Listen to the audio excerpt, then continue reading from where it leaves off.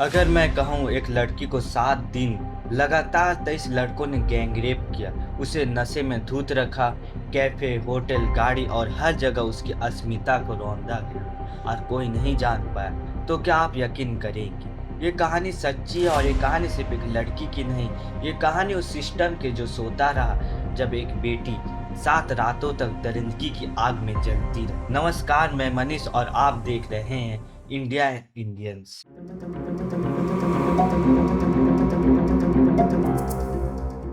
यह घटना उत्तर प्रदेश के बनारस की है, जहां 19 साल की एक ग्रेजुएशन की छात्रा जो कि अपने परिवार को सपोर्ट करने के लिए पढ़ाई के साथ साथ एक स्पा सेंटर में काम करती थी।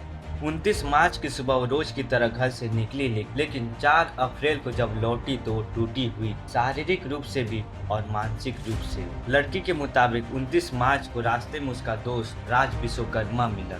दोस्ती का भरोसा जो कुछ ही पलों में दहशत में बदल गया। राज उसे जबरदस्ती एक होटल ले गया। वहाँ उसने न सिर्फ उसकी असमत लूटी बल्कि उसका वीडियो भी बना लिया। लेकिन ये तो बस शुरुआत थी। अगले दिन 30 मार्च राज के साथी आए, समीर, आयुष सिंह और ना जाने कौन। वीडियो वायरल करने की धमकी देकर उन्होंने बारी बारी से उसकी इज्जत पर हमला किया। लड़की चीखी, चिल्लाई, लेकिन उसकी आवाज़ होटल की दीवारों से बाहर नहीं निकल पाई। फोन छीन लिया गया, उम्मीद छीन ली गई। फिर शुरू हुआ एक खौफनाक सिलसिला। सोहेल, अनमोल, दानिश, साजिद, जाहिर नाम बदलते गए, लेकिन दरिंदगी वहीं रही। उसे ड्रग्स दिए गए, नशे में धुत कर मलदया के कॉन्टिनेंटल कैफे ले जाया गया। वहाँ भी यही कहानी। 2 दिन तक अलग अलग होटलों में अलग अलग जगहों पर ये हैवानियत चलती रही। फिर 3 मार्च की रात उसे कार में डाल दिया गया। नशे में डूबी वो लड़की समझ नहीं पाई कि अब क्या होने वाला है। कार में भी 5-6 लड़के थे। चलती गाड़ी में ही उसके साथ रेप करने लगे। उसकी चीखें दबा दी गई।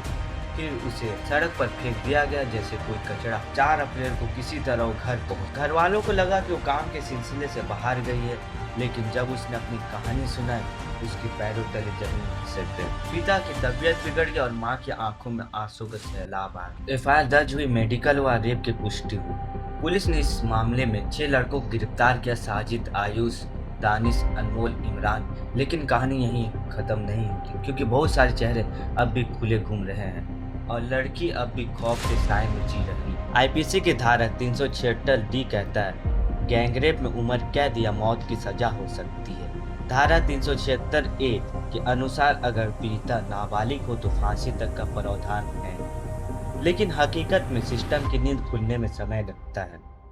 सोचिए अगर ये आपकी बहन होती, सोचिए अगर ये आपकी बेटी होती।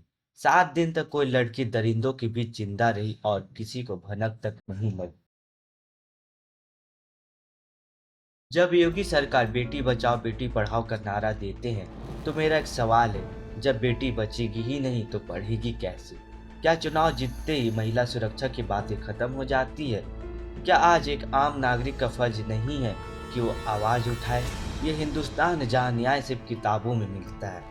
अगर आपको लगता है कि इस लड़के को न्याय मिलना चाहिए, तो इस वीडियो को इतना फैलाइए कि हर कोना गूंजे, ताकि कोई और बेटी ऐसी दरिंदगी का शिकार ना हो सके। इस वीडियो को लाइक और शेयर करें और कमेंट करके बताएं क्या आपको लगता है कि इस देश की बेटियां अब भी सुरक्षित हैं।